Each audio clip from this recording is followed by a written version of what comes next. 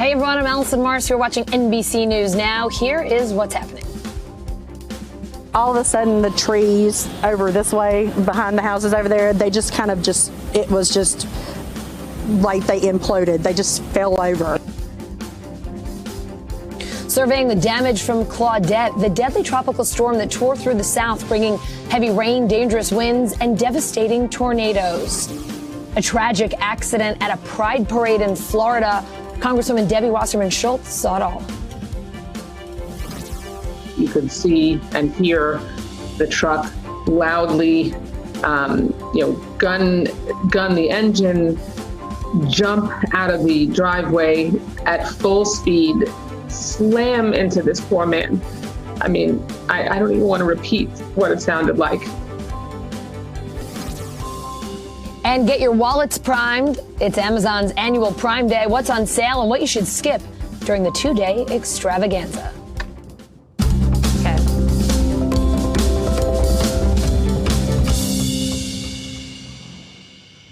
We start today with the latest on Claudette. NBC News correspondent Kathy Park is in East Bruton, Alabama. Kathy, tell us about the damage you're seeing there. It looks just awful behind you.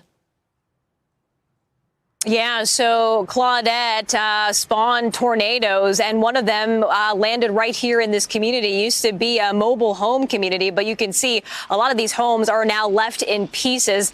We're going to show you just how expansive the damage is. In fact, over to my right, there used to be a mobile home. Now it's just the pad of the mobile home that is left. And we are told that the winds at one point were so intense, it literally lifted the mobile home and then swept it over here and then crashed into another mobile home. And you can see over to my shoulder, this truck is also wedged in between. There is another scene very similar to this playing out in front of me. Destiny Ward is a resident of this community. She had three young children with her at the time. Saturday morning, she said she was inside her home. All of a sudden, the mobile home started to sway, and then it lifted. The winds carried essentially the mobile home, and then she floated, and then it tumbled, and then the mobile home was swept over to another area just yards away. Miraculously, though, she said everyone is doing okay. There were some minor scratches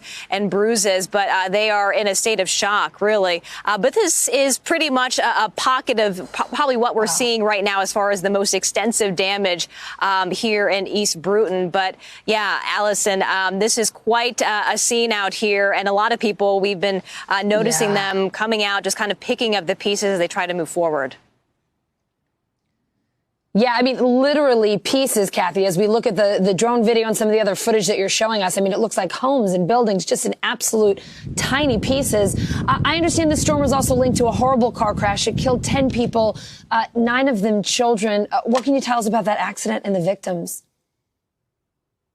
Yeah, it was a tragic turn of events also happening on Saturday. Claudette brought on a lot of rain, and this accident happened on I-65, so about an hour away from we are in Butler County. As you mentioned, 10 people were killed in this multi-car collision, and officials are saying that a hydroplaning car likely triggered this crash, and among the dead were several children. They range in age from 4 to 17. The majority of them were traveling back from a beach vacation, and they were being shuttled by a ranch director, and she was a sole survivor. And what's so heartbreaking is that she lost 2 of her own children in the crash as well. But it really is kind of shows you how quickly things turned. I mean, over there on the interstate, but also here in this community, a lot of folks are telling us there really was no warning. It was just a matter of seconds when they started to feel their home shake, and then they were literally lifted, and then they were swept into another mobile home. But like I said, no fatalities at this point, but a couple of injuries. Kathy Park, just a devastating situation all around. Thanks so much for your reporting today. Appreciate it. The White House focusing on the economy today. President Biden at home meeting with a group of financial regulators. Vice President Harris in Pittsburgh promoting the expanded child tax credit. NBC News White House correspondent Mike Memoli joining me now. So, Mike, let's start where you are at the White House. President Biden meeting with regulators. That meeting was behind closed doors, but no doubt you've got some scoop. So what do you know about it? What did they get into? Well, Allyson, it's interesting. This is the only event that was on the president's public schedule today, and the meeting was closed to the press, meaning we didn't get a chance to even do what's called a pool spray. See the participants, maybe ask the president a question about it. The White House Press Secretary Jen Psaki downplaying the significance of this, calling it a routine meeting. But when you look at the participants in the meeting, you have the current Fed chairman, Jerome Powell. You have the former Fed chairwoman, Janet Yellen, of course, the current Treasury Secretary, the chairman of the Security and Exchange Commission. That's anything but routine at the White House, and potentially a significant meeting about the economy, especially as we know what the priority is today. The White House looking to move forward on its infrastructure package, find a path forward, potentially with a bipartisan group, potentially on their own. We know also what some of the issues that they might be discussing are. The inflation concerns, as we've seen the CPI ticking up a little bit further. The concerns about what's going to happen now that the Fed is easing off some of those free money policy, potentially raising interest rates. So a briefing for this president, the first with this group that we know of since he took office, with certainly some great significance for his economic agenda moving forward, Allyson. Mike, the White House is calling today a day of action on the child tax credit. We know the Vice President and Labor Secretary Marty Walsh are in Pittsburgh, one of my favorite cities, promoting it. What are they doing there? Yeah, it's interesting, Allyson. You know, this is a month of action, as we've heard the White House talk about in terms of vaccination. But now we have a day of action embedded in that to promote the child tax credit, specifically the expansion of that tax credit that was part of the COVID relief law that the president signed in March. Now, the expanded benefits are set to begin kicking in on July 15th. Now, some of those who benefit from this are already automatically enrolled, but there's work to do for those who need to enroll in order to see these benefits, and that's part of what the vice president went to Pittsburgh to talk about. Here's a little of her speaking about the significance of this expansion earlier today. It will be felt not only by children today, not only by children now, it will be felt by families and communities, and by extension, our country, for generations to come. What we know is when more families know about the relief that is included in the American Rescue Plan, when more families know about how they can get the relief, that is how we will be able to lift our children out of poverty. That is how we will lift up our nation's middle class as well. So, of course, there's some politics involved in here. Some of this is about a race for credit. The White House seeing some positive economic trends, the declining pandemic in retreat, it seems, and they want to get credit for it and remind the American people that this is not by accident. They feel it's in large part due to the COVID relief law they passed. Also, as we talk about the infrastructure push, one of the two main proposals that the president put forward, the American Families Plan, would preserve the expansion of these child tax credit benefits and extend them through 2025. And so the White House trying to promote that and put pressure on lawmakers to support that expansion moving forward. Mike, you have some new reporting today. Let's talk about it. It's about how the White House is using that child tax credit to build some momentum. As you've mentioned, it's all about the child tax credit this month, but they're using it in particular to build momentum on infrastructure. Talk to me about how they're doing that. How is President Biden trying to get past the Republican roadblocks on this issue in particular on Capitol Hill? Yeah, so some of this is about what we know the president's going to be doing a lot behind the scenes in the next 48 hours, meeting either in person or calling by phone some of the key stakeholders in this. That's the sausage making in Washington. But it's more than just what we saw in terms of the vice president on the road in Pittsburgh today. A lot of administration officials fanning out to do regional, local media.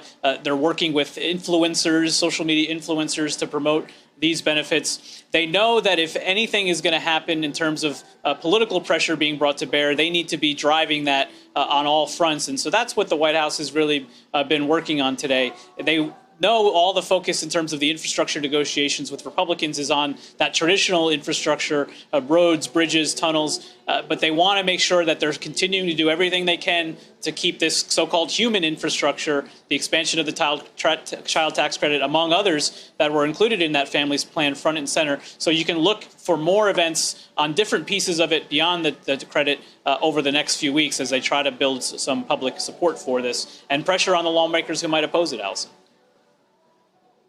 All right, watch this space for more events coming up. You heard it from Mike Memoli. Thanks, Mike. Thanks, Allyson. It is a make-or-break week for key parts of President Biden's agenda on Capitol Hill. The Senate's leaving town Friday for their July 4th recess. So will they get anything done before they go home for 2 weeks? NBC News Capitol Hill correspondent Leanne Caldwell here to help answer that question. 2 weeks for July 4th. That's a pretty nice break, Leanne. So let's start with infrastructure. A bipartisan group of senators could release their proposal any minute now. What are we waiting for here? What's been holding them up? Well, Allyson, that any minute now has now turned into, we don't know if it's going to happen this week. Our sources are telling us this afternoon that it's not going to be released this week. And our colleague Garrett Haake just ran into one of those members, Senator Susan Collins of Maine, who says she hopes it's this week, but it's too hard to tell. Now, the reason is because they are still trying to figure out how to pay for this legislation that totals about $1 trillion.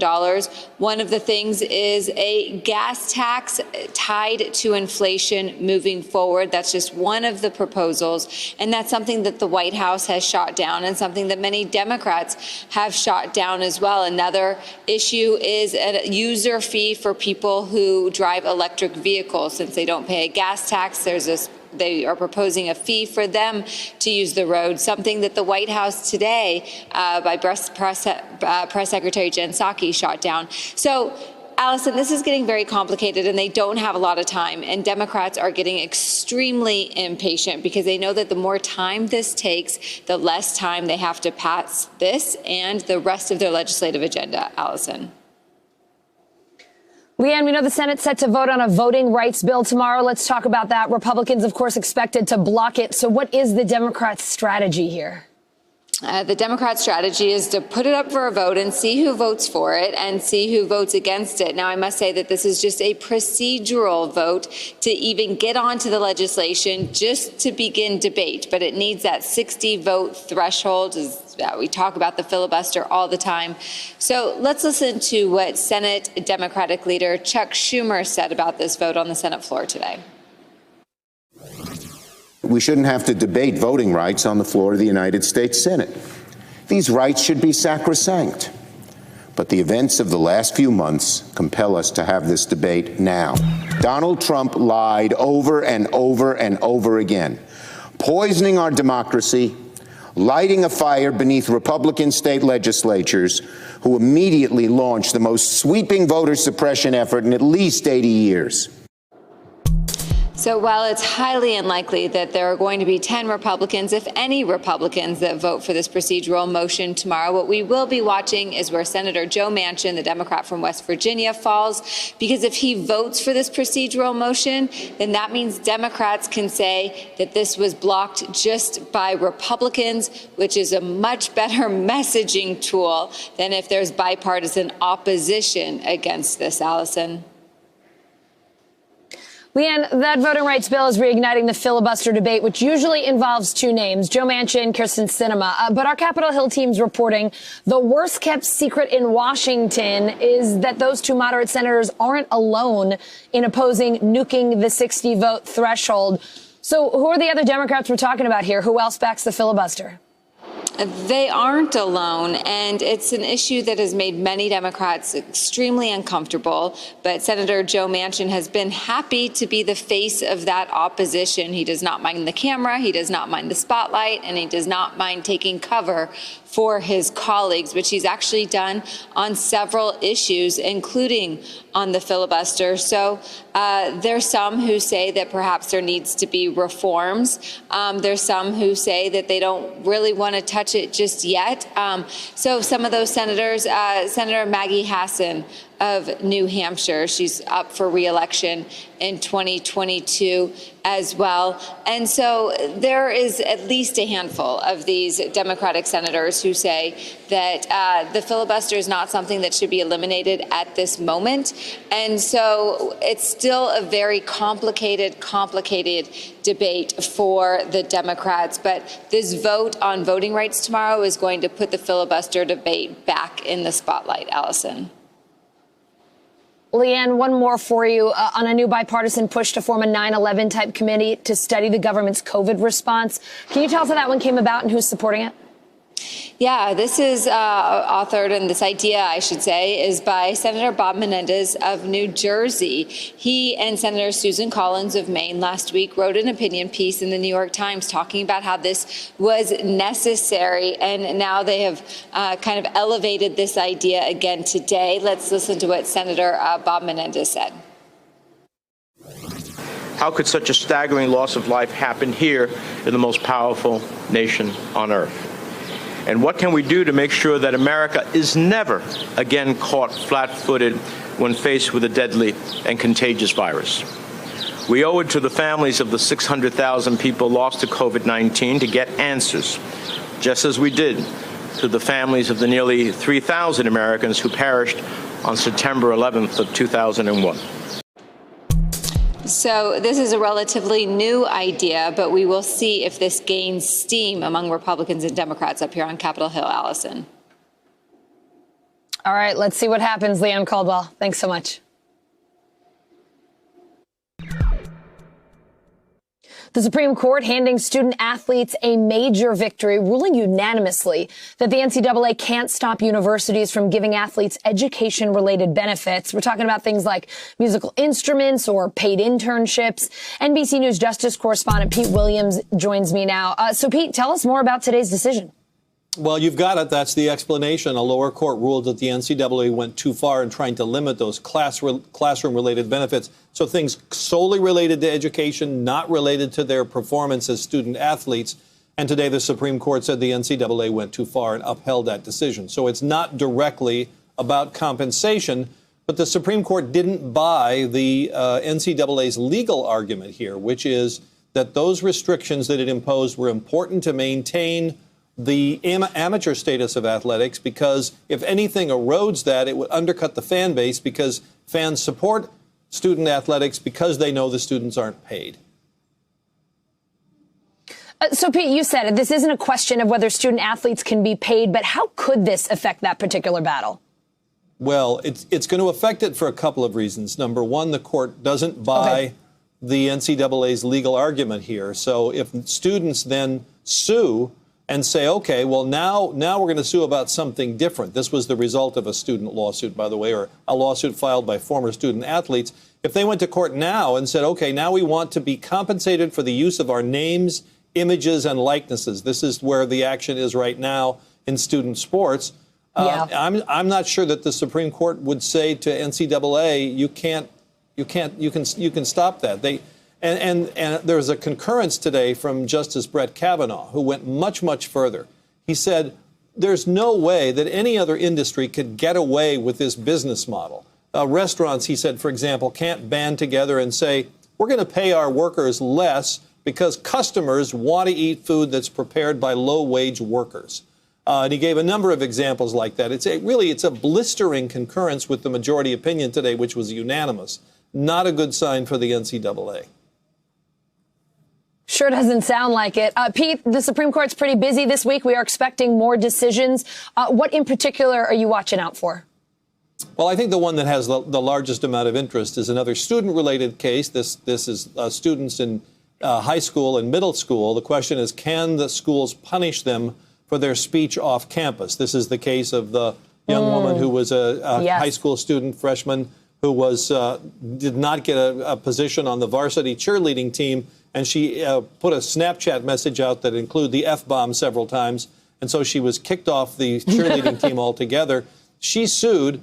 And the question is, can the schools punish students for their speech off campus? So we're waiting for that one. Another important ruling will be the Supreme Court laying out the test for how courts are to decide whether voting restrictions violate the Voting Rights Act, federal law. So that'll be important as we go forward with all these challenges in the lower courts to to the restrictions that are being posed by states around the country. All right, from F-bombs to voting rights, we got a lot to watch out for this week. Pete, thank you so very much. Okay.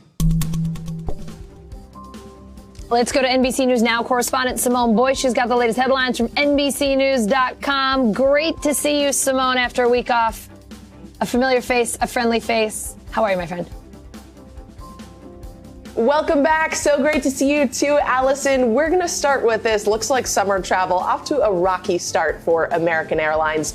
They canceled hundreds of flights over the weekend because of staffing shortages, maintenance, among other issues. About 180 flights, to be exact, were canceled on Sunday alone, according to FlightAware. Now, the airline is adding it'll need to trim flights by 1% through mid-July to deal with the disruptions, which is not what travelers want to hear after we've been cooped up all year. All right, but here's some cool news about the Tokyo Olympics. Spectators will be allowed. The games will be open for up to 10,000 domestic fans, with venues limited to 50% capacity. The decision is in opposition, however, to Japan's top medical advisor, who said last week it would be safest to have the Olympics with no fans. All right, switching gears here to Iran. Iran's only nuclear power plant undergoing an emergency shutdown, according to state television. The shutdown, which began on Saturday, could last 3 to 4 days and result in power outages. But this is the first time Iran is reporting an emergency shutdown of that plant. All right, Bitcoin at a 2-week low today as China continues its crackdown on cryptocurrency mining. The People's Bank of China going as far as urging Alipay, that's Alibaba's payment platform, and other major banks to crack down on crypto trading. Chinese officials already shutting down Bitcoin mines in Sichuan, Inner Mongolia, and Yunnan regions over concerns of massive energy consumption. And a New Zealand weightlifter will be the first transgender athlete to compete in the Olympics. Laurel Hubbard will compete in the super heavyweight 87-kilogram category, but the decision is already sparking pushback, with critics saying it's unfair to other female athletes. The New Zealand government, however, is standing behind Hubbard. Allison, I'll send it back to you. All right, Simone, thank you so much.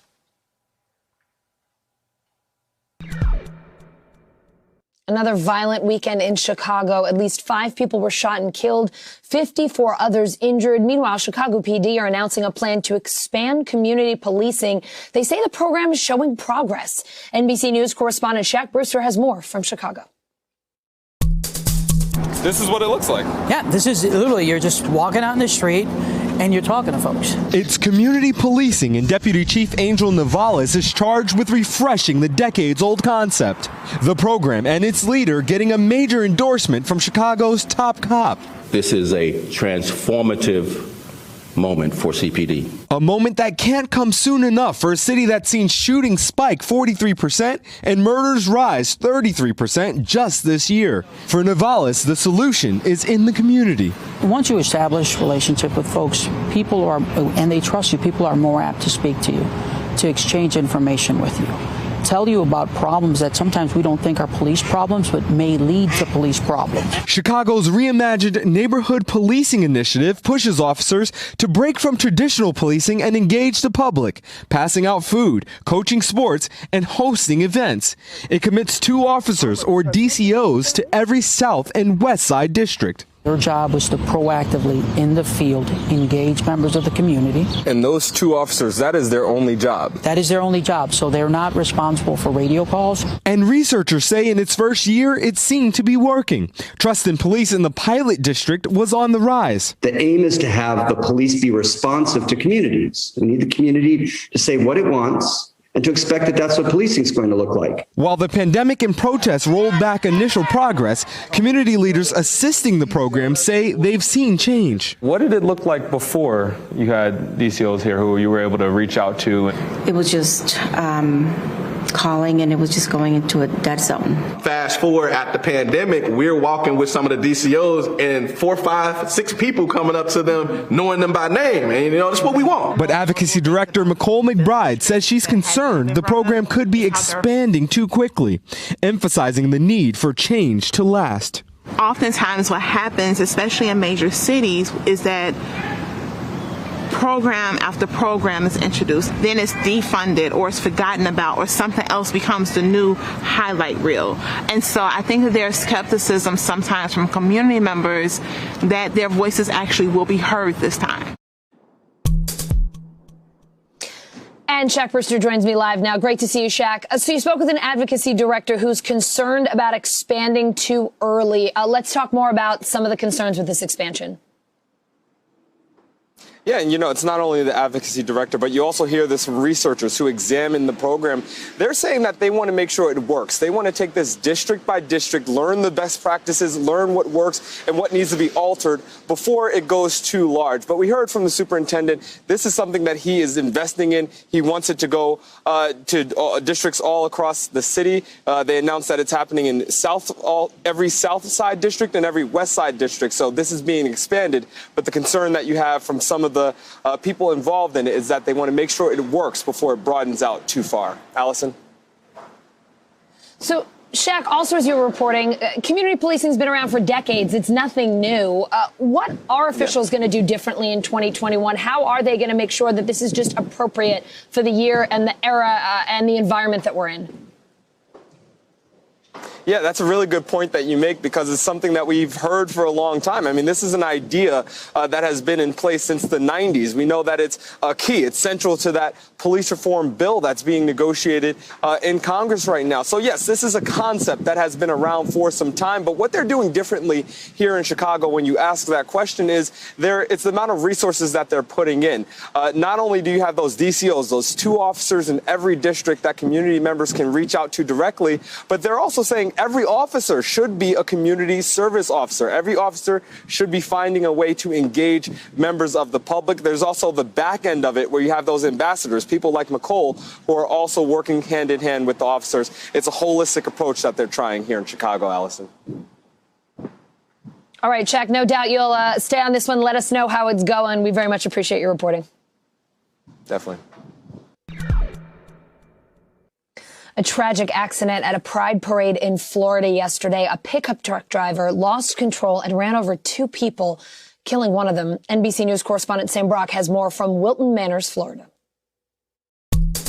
Allyson, this was undoubtedly an incredibly upsetting sequence of events, which increasingly, according to police, looks to be accidental. They say a 77-year-old man was driving a truck that was at the head of the parade, and just as things started, he struck 2 people and ended up in this garden center over my shoulder. They said it was unexpectedly accelerating his car, which had fatal consequences. Heartbreaking new details of how a festive day in South Florida transformed instantly to confusion and grief when a white pickup truck seen here barreling into a garden center first struck 2 men,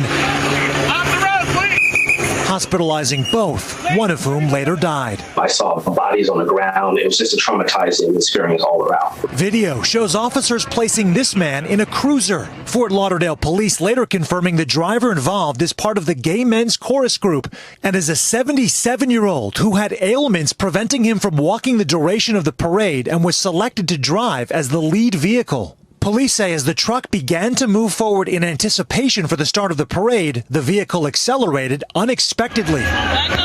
Mere feet from where it happened sat Congresswoman Debbie Wasserman Schultz. I don't know if I can get across how devastating it is to watch someone run down and lose their life in front of so many people who were there to celebrate. This picture shows her and fellow Congressman Ted Deutsch embracing after watching the careening car fly by members of their staff, volunteers, interns, and kids.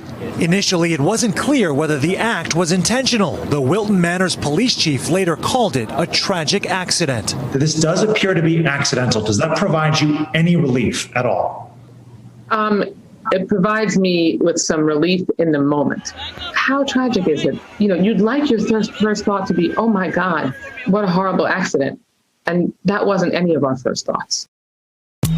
Fort Lauderdale police did offer an update today just to say they don't have any new information. The police department also says the driver stayed on scene the entire time, was cooperative, and they did conduct a DUI test. It showed no signs of impairment. That's the latest here in Wilton Manors.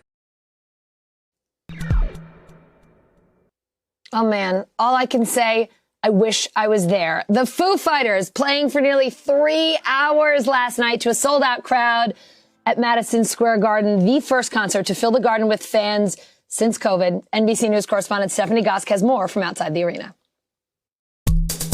Hey there, Allyson. Well, look, for music fans of a certain age, it was a pretty exciting night last night here at Madison Square Garden. The Foo Fighters were live, and any ticket holder with a vaccine as well could go to the totally sold-out concert. It was the first live concert at MSG since the pandemic began, but it's really this split screen for COVID right now between those people who are vaccinated and those people who are unvaccinated. And there are concerns about people in this country who remain unvaccinated. The case numbers continue to go down, but there are these pockets of concern as the Delta variant takes hold. The stars upon tonight. Overnight, the world's most famous arena rocking once again.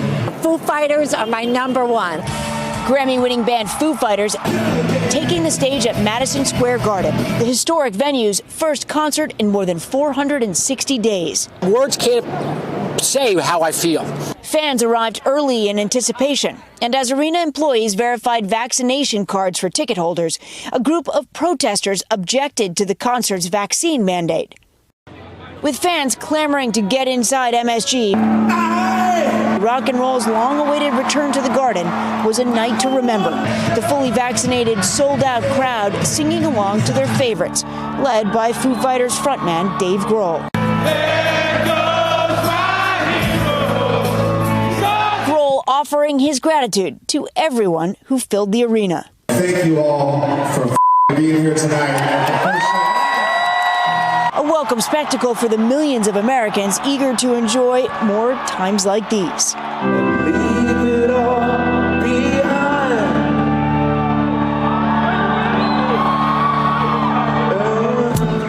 Missouri and Florida are two of a number of states that have yet to vaccinate 50% of their entire population. It's going to make reaching that Biden administration goal of 70% of U.S. adults with at least one dose by July 4th difficult, if not impossible, to reach. But just a reminder for those people out there that are vaccinated or are considering it, the vaccine is holding up well against this Delta variant. It is time for the bottom line, our daily look at what's going on in the business world and beyond. The markets bouncing back this week. The Dow surging more than 586 points. Look at that, closing at nearly 34,000. And that's not all this Monday. We've got a whole lot more. American Airlines canceling hundreds of flights, a crypto crackdown in China, and supply chain issues affecting Amazon Prime Day. CNBC correspondent Christina Partsinevel is here to break it all down for us. Christina, I've been practicing your last name. I hope I didn't butcher it. No, it was perfect. I'm coming off its. Go ahead. No, I was going to say, I got a little birdie in my ear who may have known you from a former life who helped me out. So I appreciate that from our Christina. So let me ask you, the Dow, really nice day today, bouncing back from its worst week since October. What's driving it? What happened? Yeah, that's right, because stocks across the board actually broke their 5-day losing streak with an uptick across all sectors. And why I want to talk about that is the increase actually comes after some anxiety last week regarding the Federal Reserve and its path for monetary policies. So the initial worries pretty much started around Monday. They were about increased interest rates rising sooner than anticipated. But then we had the Fed meeting, and the Fed pretty much said that they're talking about increasing interest rates at the end of 2023. So other strengths that we're seeing in the market, too, is you have GDP still looking to be strong for the second quarter, and S&P 500 company earnings are poised to actually increase 30% this year. But I have actually some breaking news because the investors are going to be on the lookout for comments tomorrow from Fed Chair Jay Powell. But his speech was embargoed until 4:30 p.m. Eastern time. And so we know three major points that he's going to talk about in front of Congress tomorrow. Yeah, I know. Breaking news. One, he's going to say that inflation has increased, or notably increased, but still transitory. We love to say that word. And that the vaccination pace is slowing, but variants still pose economic risk. And there's still an uneven pace of recovery. So those are three major points that just came from his talking notes. You're going to watch it all live tomorrow at 2 p.m. Eastern time in front of Congress.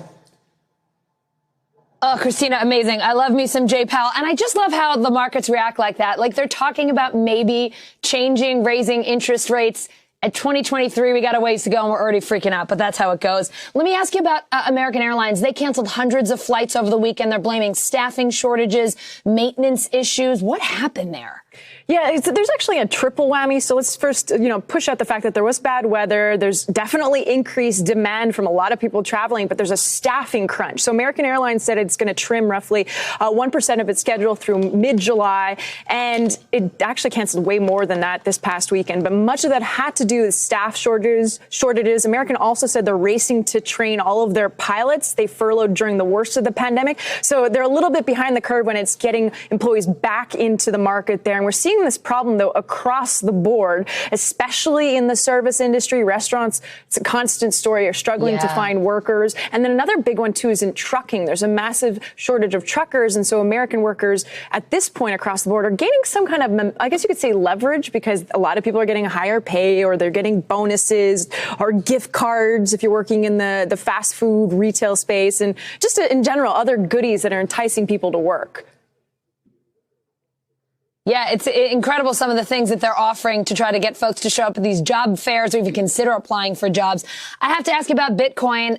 It's been all over the place, sinking this week on news that China's cracking down even harder on cryptocurrency mining. Could you explain that one to our viewers? I know so many of us still kind of scratch our heads when it comes to crypto. I know. I will. So what's happening in China is the central bank over there is ordering the country's actual largest banks and their payment processors to take a more active role in stopping crypto trading and other related activities. So you have a lot of Bitcoin mines in China, which is what you're asking about.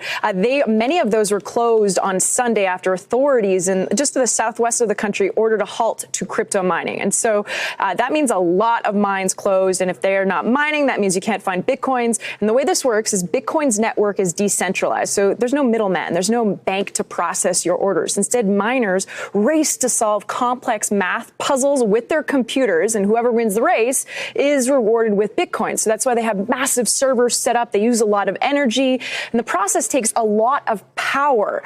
And there are concerns, growing concerns across the world, actually, about the potential environmental harm of Bitcoin. We know that Elon Musk even tweeted about it. And so China's cracking down on just the energy use as well. And so that's why you had Bitcoin that traded near $65,000 in mid-April. And since then, it's lost close to half its value. Actually, earlier today, it dipped below 32,000. So right now it's just hovering above that.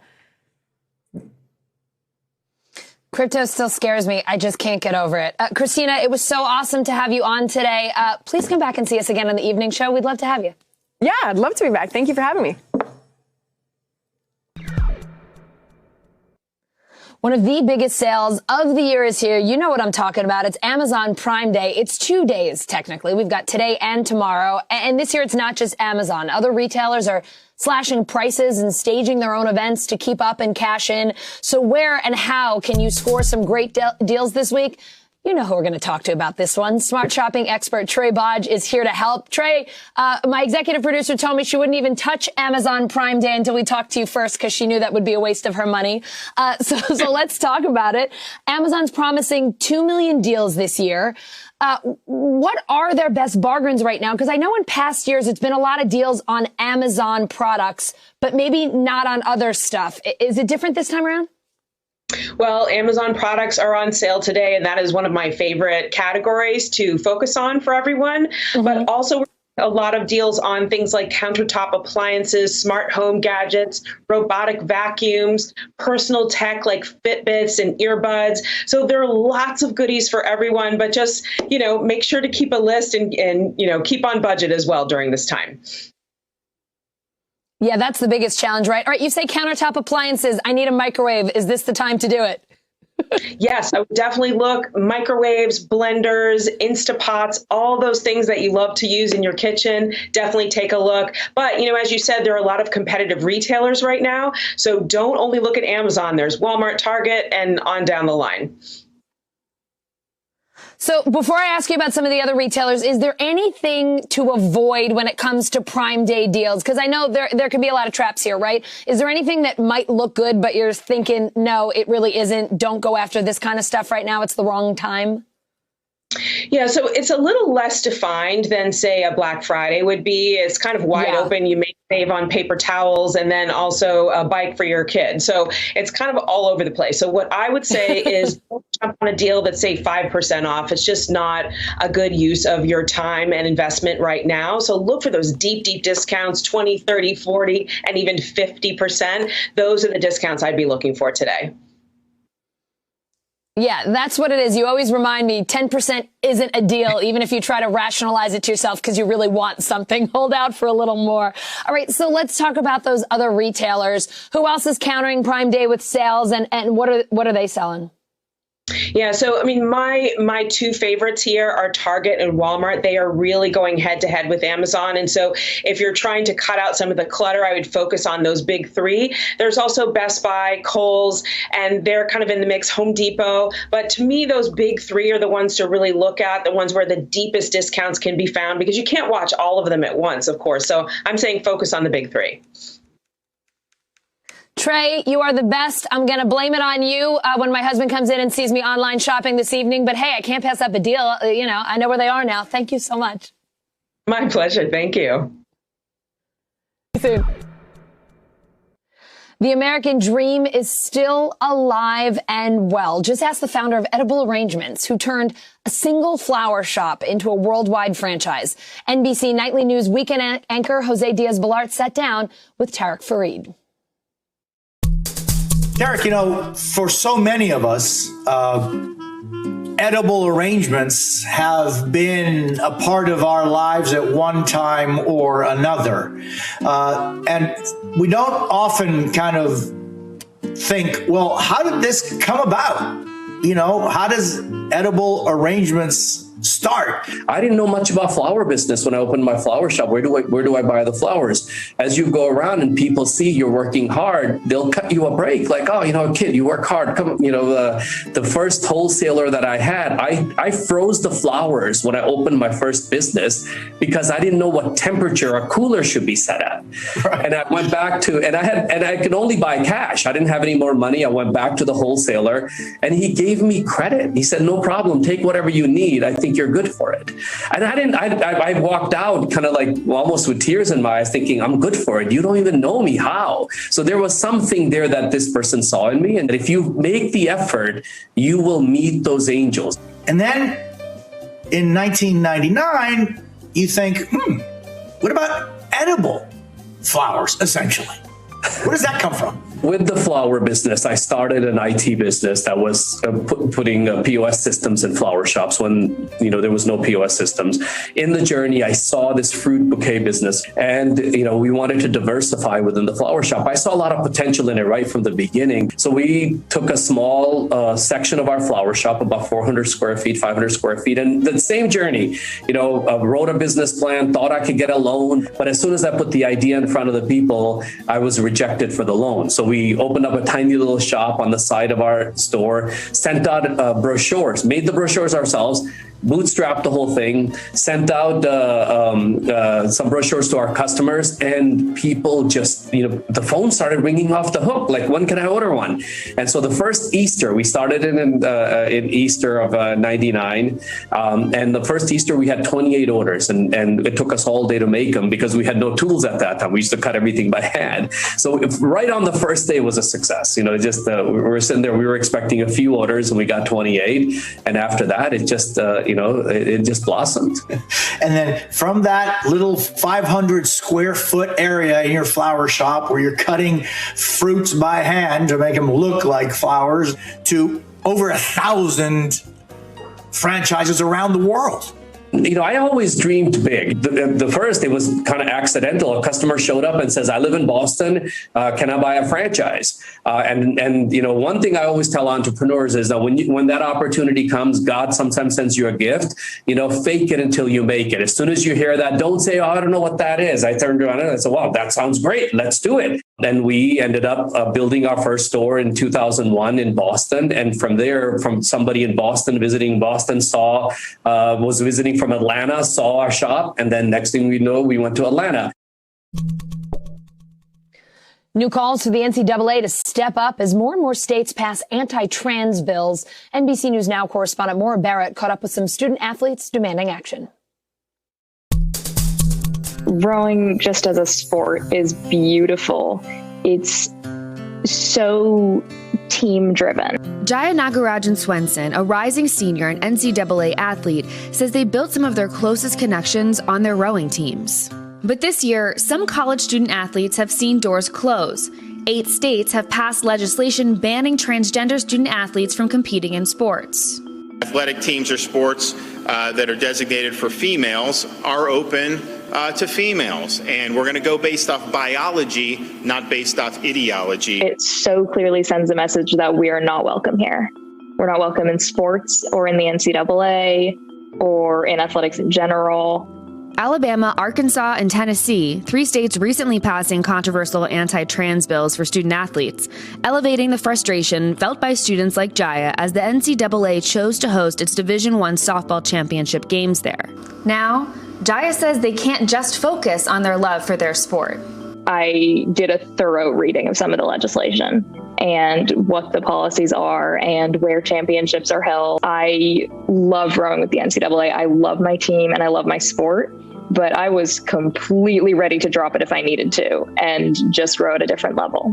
As allies to transgender athletes in the league, Jaya, with Lily Gould and Aaliyah Shank, are 3 of more than 500 current and former NCAA student athletes who signed a petition speaking out against the anti-trans bills, asking the NCAA to take action to move the championships from these states.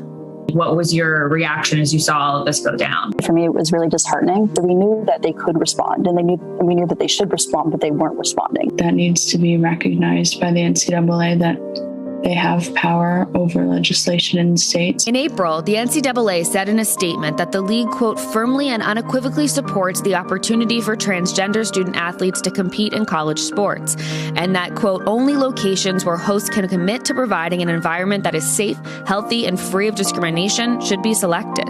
Responding to NBC News' request for comment on their decision to hold the games in states passing anti-trans bills, a spokesperson for the NCAA directed us back to the same statement. Meanwhile, the students pointed to the power the NCAA could have had when deciding on this year's softball championships, after they set an example in 2016. A big move from the NCAA. It's tied to North Carolina's so-called bathroom bill. The NCAA is pulling 7 championship events.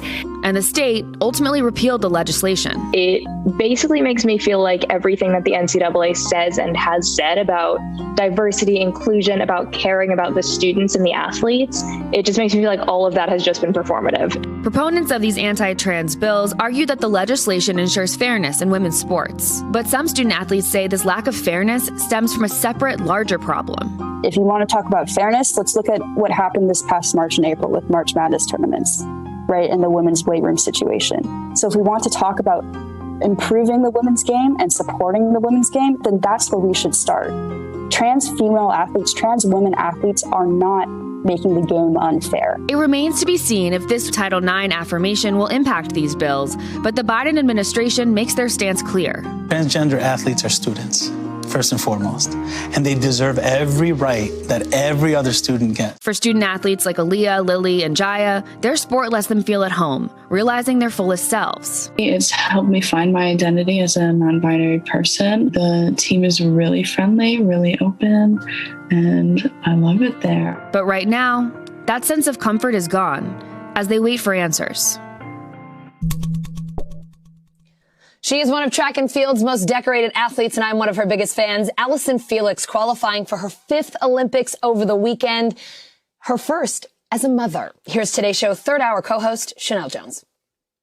Here comes Allyson Felix. Allyson is racing her way back into the top 3. An incredible comeback from 35-year-old mom Allyson Felix, finishing second in the women's 400-meter finals with 50.02 seconds behind winner Quinera Hayes, both now heading to the Olympics. Guys, we're going to Tokyo.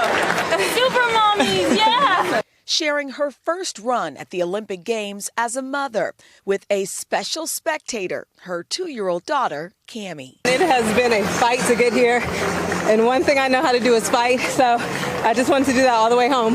The 9-time Olympic gold medalist, no stranger to trials on the track or in life. In 2019, Felix penned an op-ed in the New York Times describing her emergency C-section due to a severe case of preeclampsia. To be able to start initiatives that are going to empower women and girls, that's really what I'm interested in. This Olympic run, Felix is driven by her family. Today I thought about all the things. I thought about us fighting in the NICU, fighting for my life, fighting to get back on this track. And she wasn't the only star to triumph over adversity this weekend. Simone Manuel beats Team USA! Swimmer Simone Manuel pulling off a dramatic victory in the 50-meter freestyle, winning by 0.01 seconds, days after failing to qualify in another event, emotionally revealing she had been suffering health issues from overtraining and mental stress. Before I dove in, I felt like it was my moment. Now, like Allyson Felix, overcoming the odds to join Team USA. Hey, NBC News viewers, thanks for checking out our YouTube channel. Subscribe by clicking on that button down here and click on any of the videos over here to watch the latest interviews, show highlights, and digital exclusives. Thanks for watching.